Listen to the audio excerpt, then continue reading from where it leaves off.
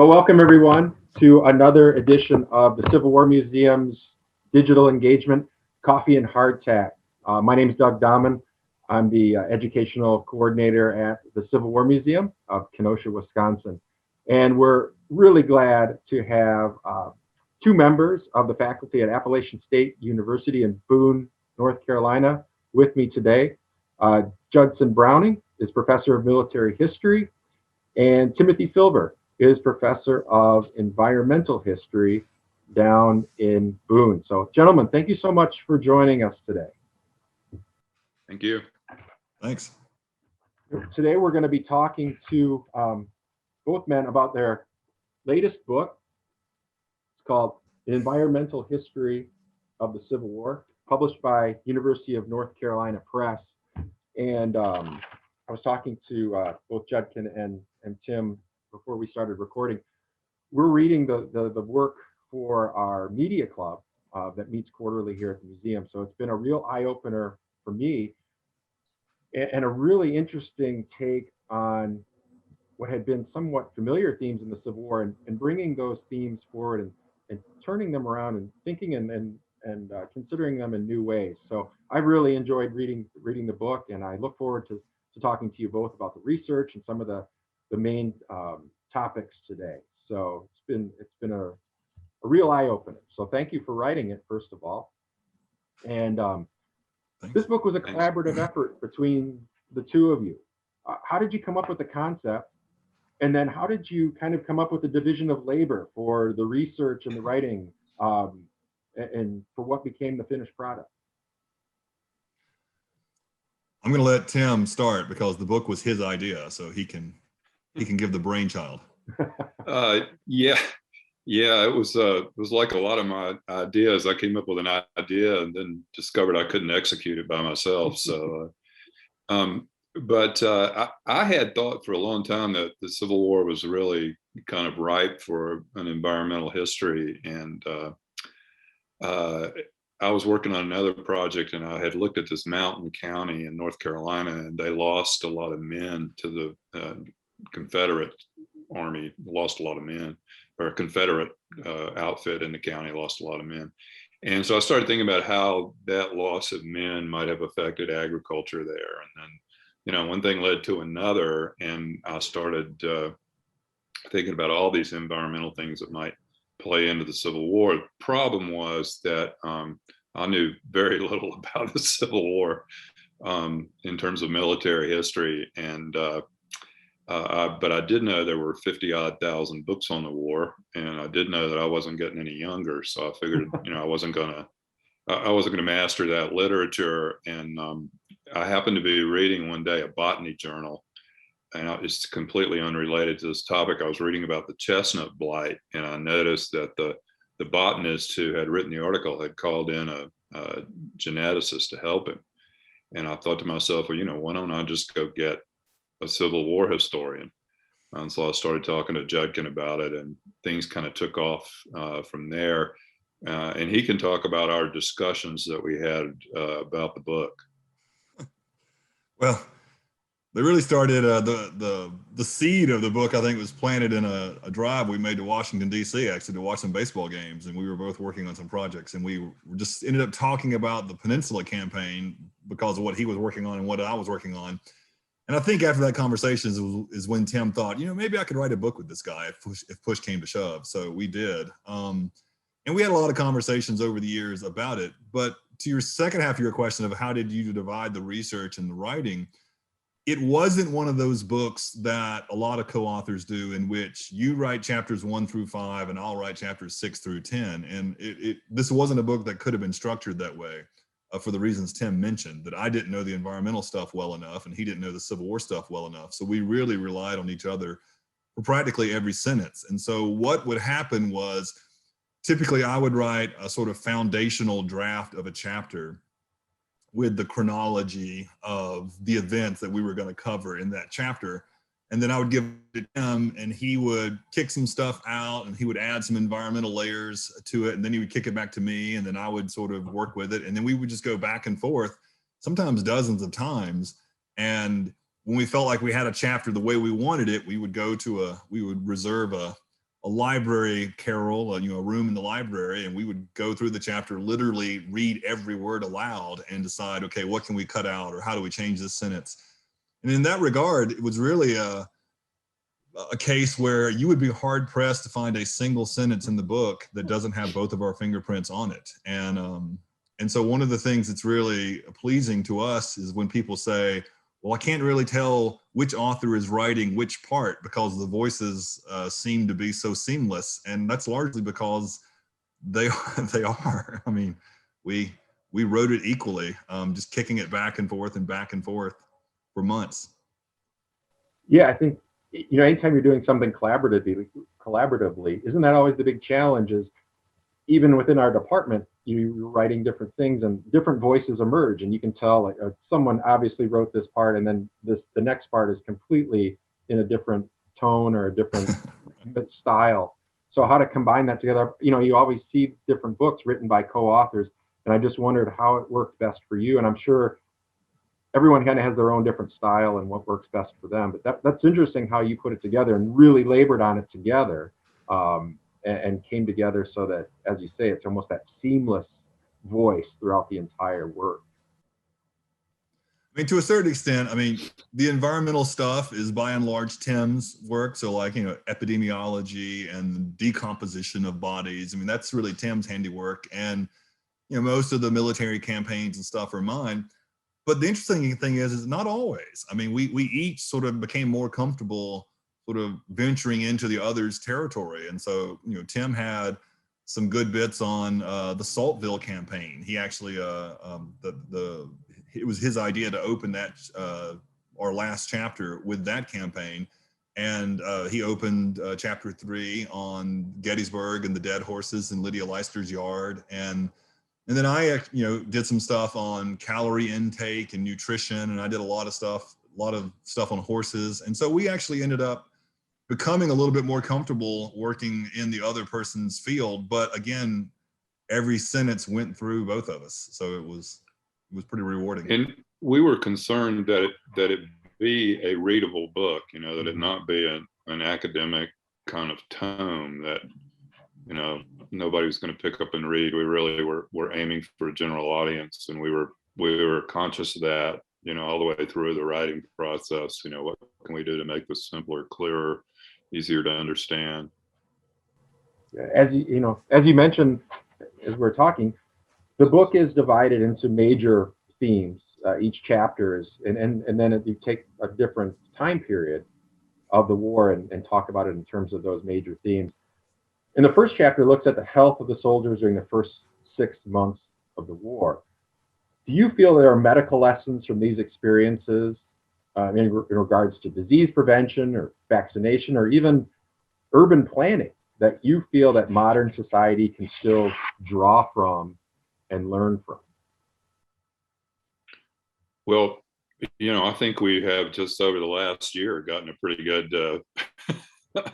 pretty good lesson about the spread of epidemic disease and viruses in particular. One thing, when you put people in motion, you run the risk of epidemic disease, and that's a lesson that if we know it, and I think sort of cognitively we know it, we don't pay much attention to it. Everybody talks about the COVID virus originating in animals, but what really turned that into a worldwide epidemic, from what I can tell, is sort of the people traveling for the Chinese New Year when they begin to, branch out all over the world.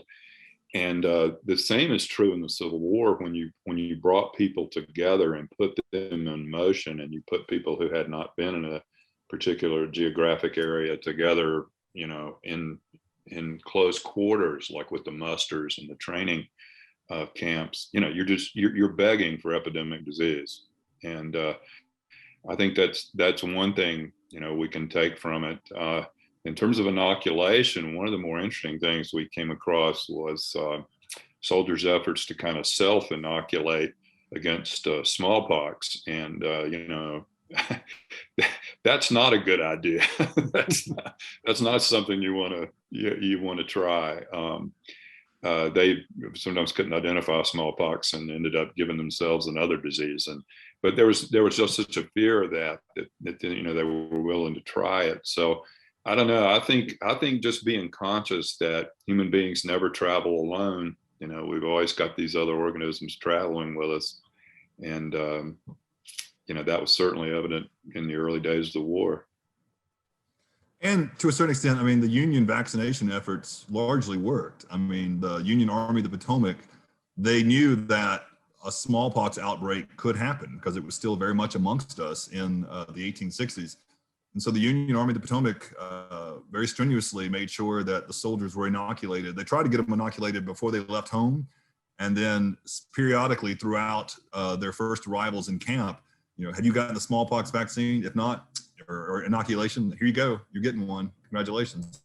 And as a result, the Union Army of the Potomac never has a major outbreak of smallpox during the war, which is, I think, was surprising to them even. So. Yeah, in your discussion too of the camp environment, here you've got, especially here in Wisconsin, we consider Camp Randall as the major instruction camp, major mustering in point for the state. There were certainly other smaller efforts, both here in Kenosha, Racine, other communities, but you're asking individuals who may be from very rural environments who don't have a lot of physical contact with other human beings, and then suddenly they're thrown together with 5, 10, 15,000 other people, maybe sleeping in a Sibley tent with 15 or 16 other men in the evening. It's just right for that spread of things like measles and mumps, the childhood diseases that you described in that chapter in the book. Yeah, and you're going to get measles. There was no vaccine for that back then. So it was just a case of, well, everybody's going to get it. Just let it work its way through. And, you know, measles can kill, and certainly men died from it. But it was one of the things, armies north and south, they weren't escaping measles. You just have account after account of camps, southern and northern, just overwhelmed with cases of measles, and all they could do was just sort of quarantine those guys, isolate them over here until it had run its course. And even quarantine didn't work all the time, because you couldn't really diagnose measles until you saw the rash, and then, you know, by then it was often too late. Everybody in proximity had been infected already. So measles is a definite problem. And then, Tim, your point in an earlier question about the transportation, people moving around. You know, sometimes these armies were traveling to areas that were rather remote or rural before they arrived. And I'm thinking about the Antietam campaign in the fall of 1862.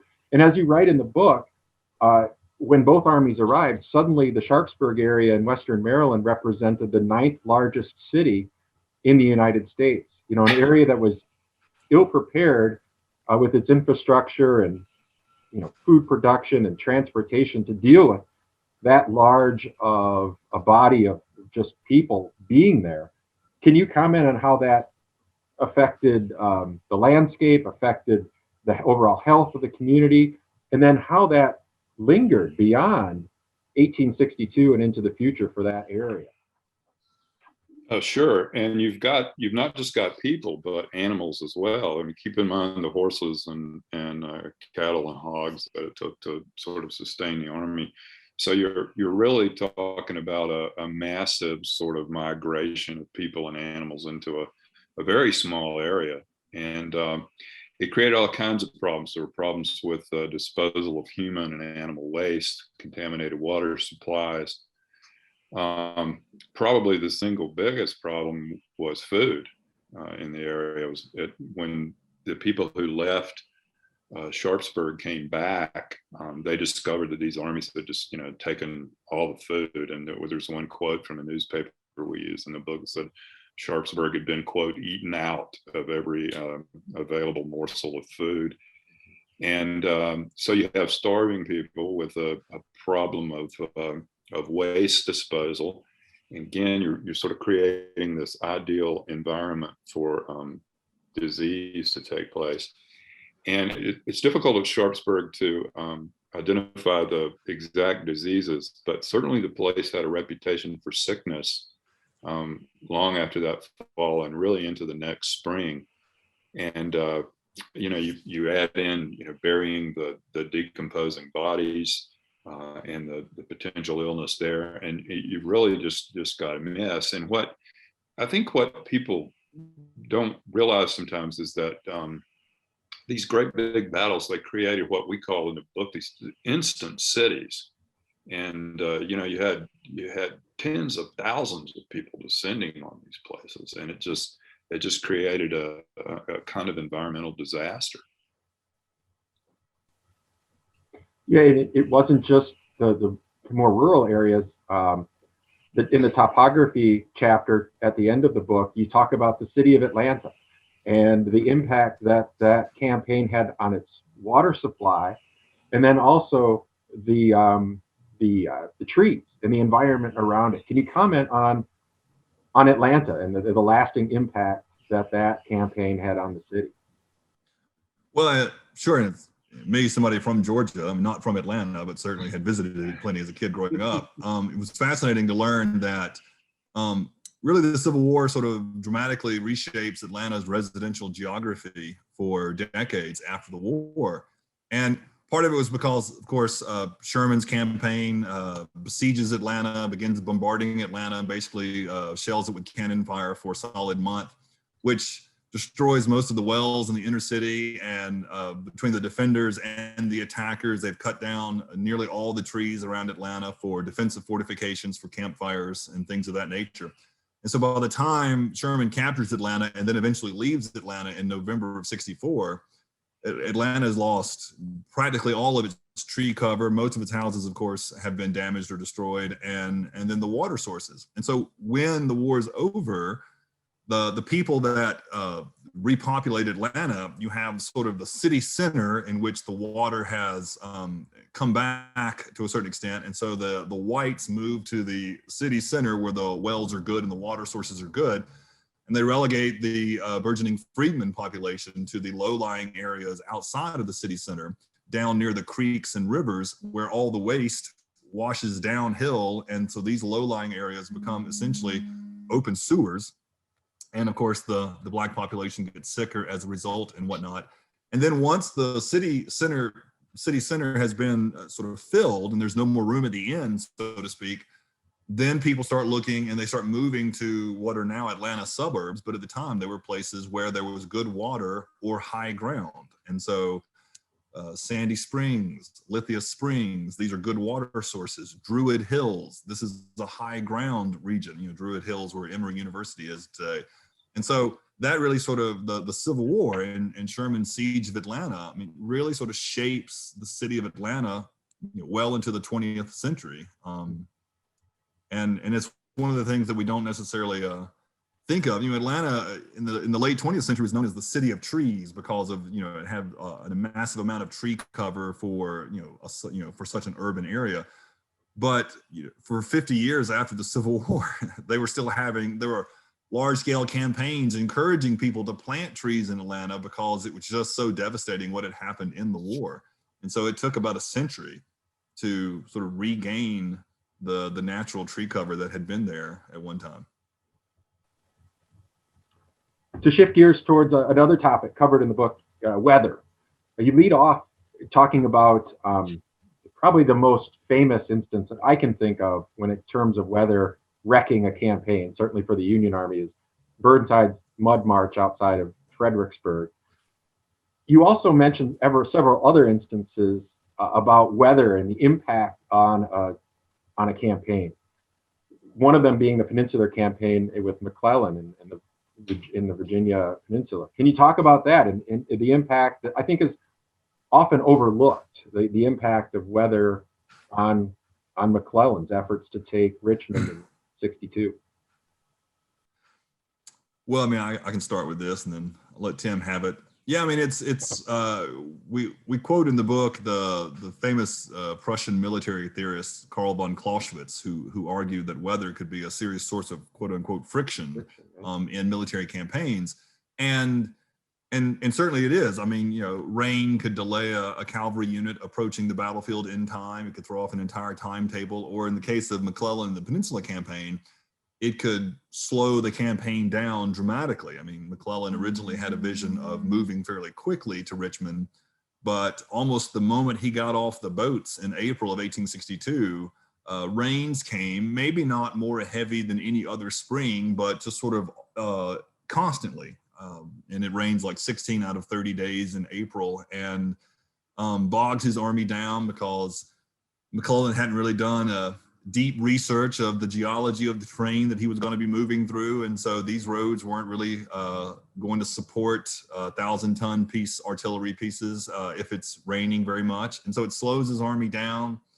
All the food stuck on wagons in the rear. So the men marching at the front are hungry, short of rations. So they're taking in fewer calories, which means they're getting, their bodies are weakened. To fight off illness becomes more difficult. And of course, they're drinking contaminated water because the high water table in the area means that human and animal waste is washing into the drinking water fairly quickly. It was really a perfect storm of bad agents for McClellan's campaign.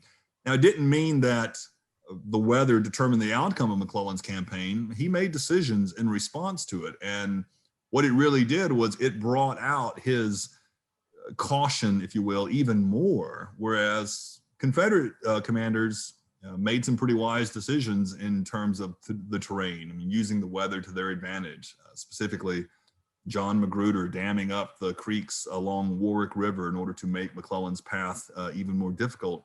And so the longer McClellan's army spent in the peninsula, the sicker his soldiers become, the more weakened they become. And so by the time the 7 days are over, McClellan has fallen back to Harrison's Landing. He is not eager to launch another quick attack on Richmond. And one of the reasons is, 40,000 men in his army are sick with something, and 20,000 of them have diarrhea. And so this is certainly a case where the weather dramatically affects a campaign. And there are certainly others throughout the war. Shiloh, the rains certainly affected Shiloh. Albert Sidney Johnston wanted to attack on April 4th, but the rains basically kept his army from getting there quickly enough, so they don't attack until April 6th. Gives enough time for more reinforcements to arrive for Grant. So who knows how that campaign would have gone if the rain hadn't come. Battle of Perryville occurs basically because both armies are desperate for water. It's a huge drought. And so they more or less stumble into each other and fight this huge battle in Kentucky because they were both fighting over the same small water source. And so weather certainly plays a huge impact in some of these campaigns. Tim may have some extra details. I would just say that weather is kind of a perfect example of the sort of environmental facet of war. I mean, weather's unpredictable. All this rain that stymied McClellan actually occurred during a long-term drought.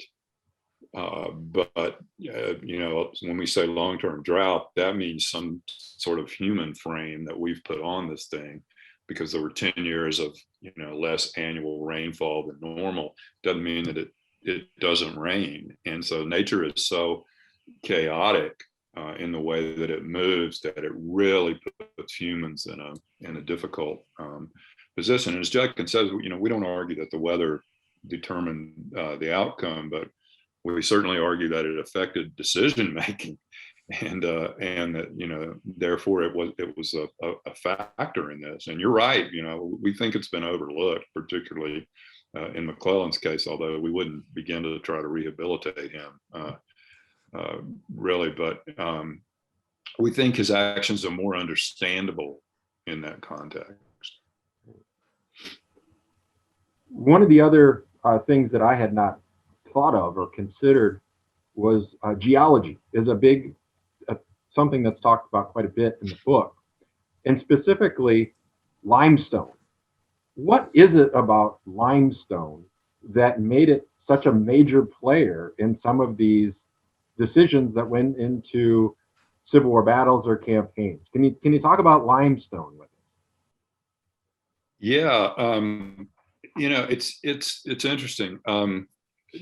The geology in the region where most of the battles were fought, in sort of the Eastern theater, particularly in the Virginia area, Maryland, those ancient formations, geological formations, are limestone heavy, to use kind of a geologist term. And what happens over eons, centuries before the war, is that the areas that are laden with limestone tend to erode quicker than some of the other areas that create these low-lying kind of passages, valleys, dips in the landscape. Some of them massive, like the Shenandoah Valley. But that creates the sort of battlefields on which battles take place. And it's not so much the limestone itself, although, geologists will sort of facetiously speak of killer limestone, where all these people died, but it's the lay of that land. It's level, sometimes provides hiding places. Antietam is another good example of that, these sort of low-lying swells in the land where you could conceal an army. And so it's that more than, the properties of limestone itself. It just happens to be an area where it was level ground. And a lot of these battles, Judkin can speak to this more so than I can, including Gettysburg, basically revolve around who can take the high ground and then, get the upper hand on the people who are on the limestone formations. And that's true. And that's basically the major thing is that, I think we have a quote in the book about Antietam that says, from the naked eye, they may look like, open fields, but just even the slightest ripple in the land becomes sort of a defensive hedge that can break an offensive attack. And that's what military commanders are looking for. They're scouting the topography, looking for an advantage. And of course, higher ground is typically an advantage. And then at Gettysburg, you have it's not dramatic high ground. We're talking about elevation changes probably of no more than 100 feet in some cases, but the Confederates can't take Little Round Top and Cemetery Ridge for a reason, and it's it's the men there, who were there defending it, but it was also having to, march uphill through this rocky terrain into the teeth of rifle and cannon fire. And that just played out all throughout, as Tim said, the eastern seaboard and into Tennessee. We try to sort of reach over and point out where it was still applicable, like at the Battle of Stones River and such as well. But yeah, geology was one of the interesting things that we got into working on this. And, Tim really got deep into the geology when he was doing the Saltville and the sort of where the salt comes from and why Saltville becomes so popular. And then I did a little bit more on the geology of the Peninsula Campaign and why the roads were so bad.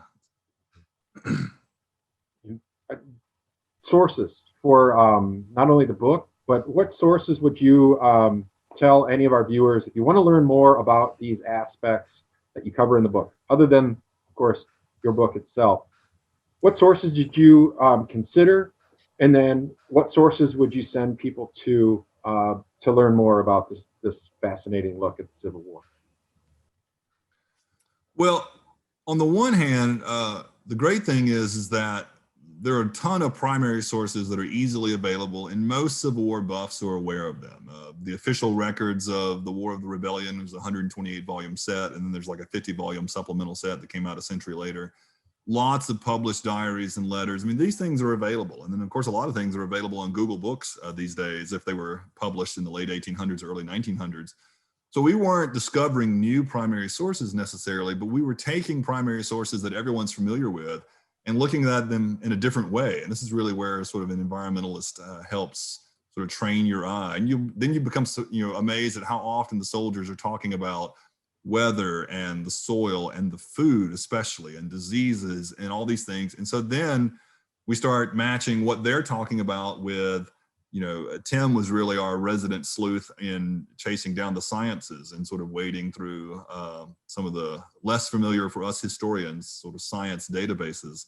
And I'll let him talk a little bit about that. And then I'm sure we both have some secondary recently published works that we could suggest for readers. Yeah, and I'll just say that I've been doing environmental history a long time, and it's much easier done now with these scientific sources with access to the internet than it used to be. You can find all sorts of good medical information, reliable medical information from sites like the CDC or the Mayo Clinic and some of those. And we had to delve into things like veterinary medicine, looking at animal diseases and the science of decomposition, dealing with death and bodies decaying. And so I think to do environmental history, really understand the war, as Judkin says, you have to kind of blend the science and the history. But there's a growing sort of literature on the environmental history of the war. We were not the first to do something environmental connected with the Civil War. People like Lisa Brady and Aaron Stewart Malden, both of whom have written about the environment and the war in different ways. And there's Joan Cashin's book on the struggle for resources in the war. And Judkin can help me out here. I know I'm missing some. Margaret Humphreys wrote a number of great books on soldier health. So. Yeah, and so there is this sort of nascent literature emerging. We think our book is the first to really try to treat the war itself, in an environmental context. Other people have looked at strategy based on the environment, resources, disease, but we try to really sort of rethink the war as an environmental event and a biotic event. So I mean, there's a lot of stuff out there if people are interested in, and it's pretty accessible. And we have a bibliography. So yeah, I mean, as he mentioned, works by Lisa Brady, Aaron Stewart Malden, Margaret Humphreys. Andrew Smith wrote a book called Starving the South that was really helpful for us in our chapter on food. Andrew McElwain Bell wrote on diseases. Paul Steiner wrote a book in the 60s on diseases that was kind of unheralded, but was actually a groundbreaking work. So there's been a lot of good stuff. I mean, I don't want to mention more names. I'm going to leave people out and they might get upset. But, we try to sort of synthesize a lot of the recent literature that's out there while also diving into the primary sources and the sciences ourselves. Yeah, and possibly maybe one of the greatest primary sources that people can easily go and access is the importance of going to the National Park Service site, right? And actually walking the battlefield.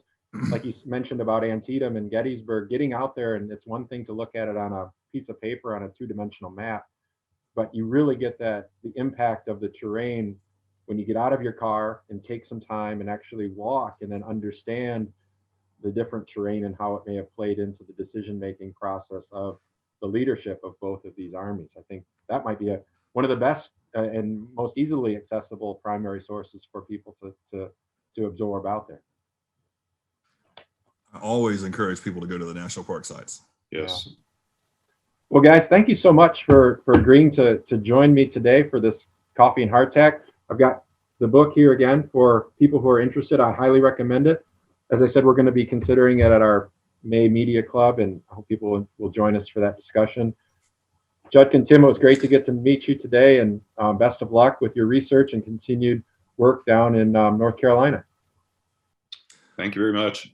Thank you very much. And I just want to mention your title, Coffee and Hardtack, as you'll learn from our book, it dehydrates you. You need to mix in some vegetables. So And drink some water. Drink some water.